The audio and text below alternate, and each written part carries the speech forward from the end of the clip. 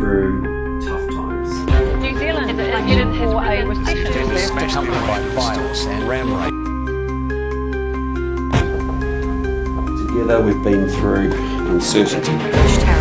On Saturday, the US and Israel launched hundreds of missiles at Iran. The strikes, aimed at smashing the Iranian military, stopping development of nuclear weapons, and removing the regime, killed hundreds, including Ayatollah Ali Khamenei, the supreme leader of Iran since 1989.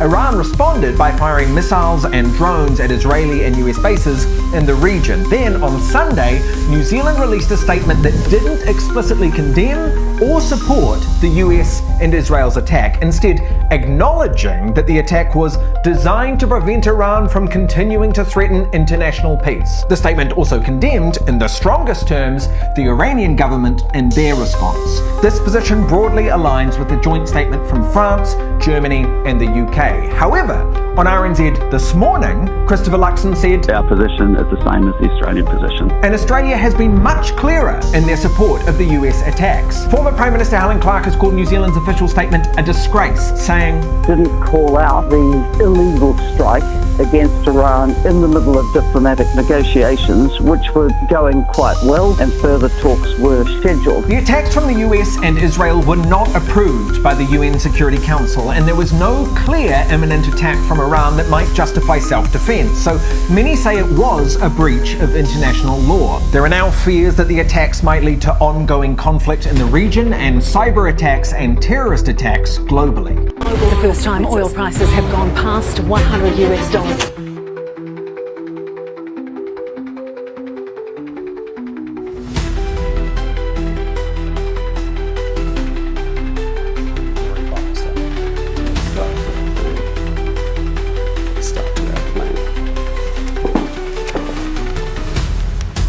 But we stuck to our plan. When National came into office, inflation had just hit a 30-year high, mortgage rate started with a 7.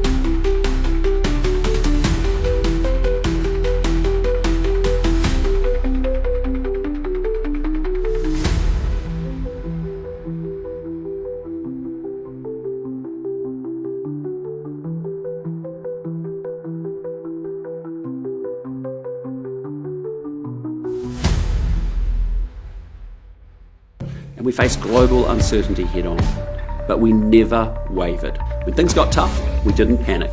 We didn't waste billions of your dollars that you and your kids would have to pay back. We made the tough choices.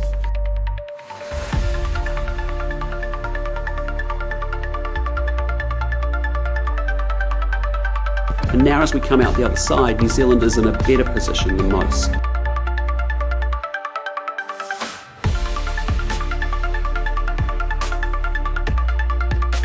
Because when I came into office, I'd promised I'd bring an outsider's perspective.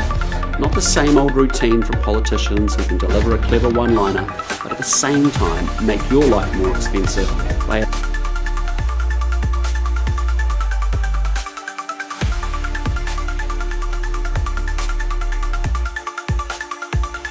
adding more than $100 billion to our debt. We chose a different path.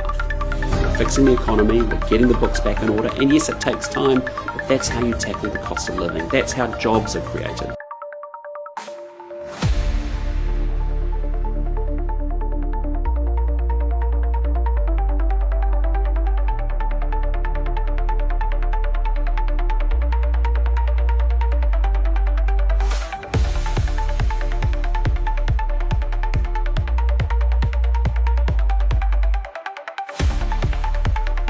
That's how Kiwis get ahead. With a long-term plan, not short-term fixes that end up making things worse.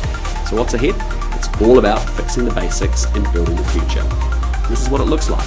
The economy is forecasted to grow 2.7% a year on average, 220,000 more jobs. Expected government borrowing is down by $6 billion. We're on track to return to surplus before Australia, and wage growth is set to outpace prices. We've delivered 49,000 fewer victims of violent crime.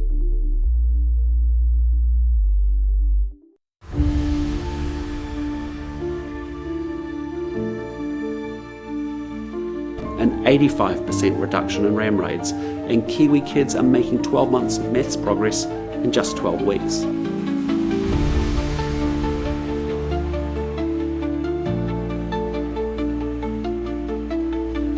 Now those are the numbers I care about.